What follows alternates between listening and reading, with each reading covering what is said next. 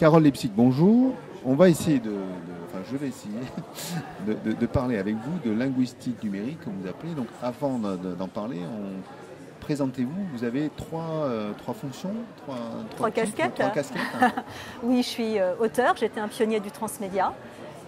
Être pionnier du transmédia m'a amené à inventer ce qu'on pourrait appeler une grammaire et une imprimerie. La grammaire a fait que je suis devenue chercheur et l'imprimerie que je suis devenue entrepreneur. Alors donc effectivement avec le numérique on écrit, on essaie d'avoir un discours et donc votre propos c'est qu'il faut le transformer, l'adapter, c'est quoi exactement? Justement, j'aime pas trop le mot adapter. Adapter c'est dire on a une œuvre première, par exemple Les Misérables, un roman, et on l'adapte en œuvre seconde au cinéma. Moi je crois qu'aujourd'hui le numérique il bouleverse cette logique de l'adaptation, on n'est plus dans ça. On a des œuvres qui peuvent vivre sur tous les médias, il n'y a pas d'œuvre première. Et cette possibilité d'une œuvre, d'un projet éditorial, qui n'est pas forcément littéraire, qui peut être un projet de recherche, à vivre de différentes manières sur différents médias, pour différents publics, c'est ce que j'appelle la médiatisation. La médiatisation, on peut la ramener à l'énonciation, ça sera très simple. L'énonciation, c'est je construis un discours avec le langage. La médiatisation, c'est je construis un projet éditorial et médiatique avec du contenu. Alors donc ça s'applique à qui? L'enseignant? Votre propos s'adapte aux artistes, aux professionnels, à tout le monde?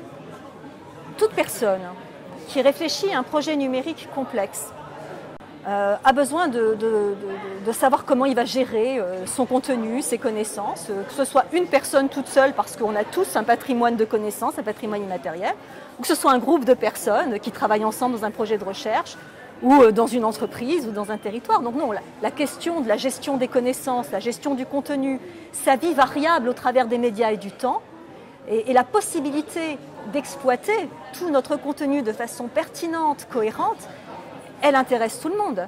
Alors là, qui ça va intéresser quand on en vient à des questions éducatives? Alors, en fait, moi ce que je défends, c'est de dire que quand on veut construire des projets éditoriaux dans le temps, à partir d'un espace qu'on a, qui nous appartient à nous, qui nous appartient en commun, des projets qui soient toujours cohérents et toujours pertinents, il y a peut-être des règles, il y a peut-être une grammaire. Et ça nous évite à chaque fois qu'on travaille de se dire « Ah ouais, mais comment on va faire? Comment est-ce qu'on extrait? Comment est-ce qu'on recombine? Comment est-ce qu'on compose ?» Peut-être qu'il y a, comme pour le langage, comme pour l'énonciation, peut-être que dans la médiatisation, il y a aussi des grammaires, des modèles de construction, d'agencement, d'extraction, et puis des contraintes d'écriture, de composition. C'est ça qui m'intéresse. Est-ce que vous n'êtes pas en opposition, j'essaie de voir, mais peut-être que je me plante, avec ce qu'on dit sur les jeunes qui, en fait, par tâtonnement ou par intuition, arrivent à communiquer, à construire des choses autour du numérique, puisque c'est quand même leur environnement proche. Et vous êtes en train de me dire, oui, il y a une grammaire à respecter ou à adapter On parle de deux choses différentes. Quand on se promène sur Internet et puis qu'on lit à droite, qu'on lit à gauche, qu'on se laisse porter par la sérendipité, qui est en fait une forme d'analogie, hein, on passe d'une analogie à l'autre, on est en mode d'exploration. Mais quand on est en mode d'exploration, on cueille. Et ce qu'on cueille, on peut le garder dans sa tête ou on peut le garder dans un espace qui organise tout ça. C'est ce que fait Evernote, par exemple. Sauf qu'Evernote, il ne l'organise pas vraiment. Il dit juste « ramène-moi tout ce que tu as trouvé ». Moi, je dis peut-être quand on ramène tout ce qu'on a trouvé, tout ce qu'on a produit, et qu'on le structure, peut-être que quand on veut le réexploiter pour faire un exposé, pour faire peut-être une thèse un jour, peut-être pour aller voir un employeur après-demain et montrer son portfolio de connaissances, peut-être que c'est plus facile. Donc non, ça se complète. Et alors comment ça s'apprend ça? Comment ça s'apprend? Il faut l'outiller. Il faut des gens qui le pensent, des chercheurs qui le pensent, des gens qui pensent cette linguistique pragmatique du numérique, qui disent voilà les modèles, voilà la grammaire, maintenant on va construire les technologies qui vont avec. Une fois que c'est outillé, les autres n'ont plus vraiment besoin de se poser trop de questions. Ils vont l'apprendre automatiquement parce que ce qui est outillé, c'est structurant, c'est modélisant.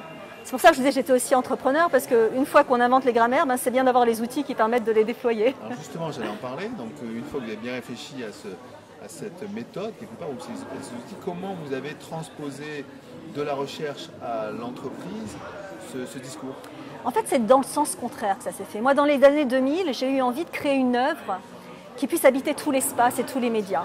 Et j'ai compris comment la construire pour qu'elle puisse faire sens et qu'elle soit pertinente.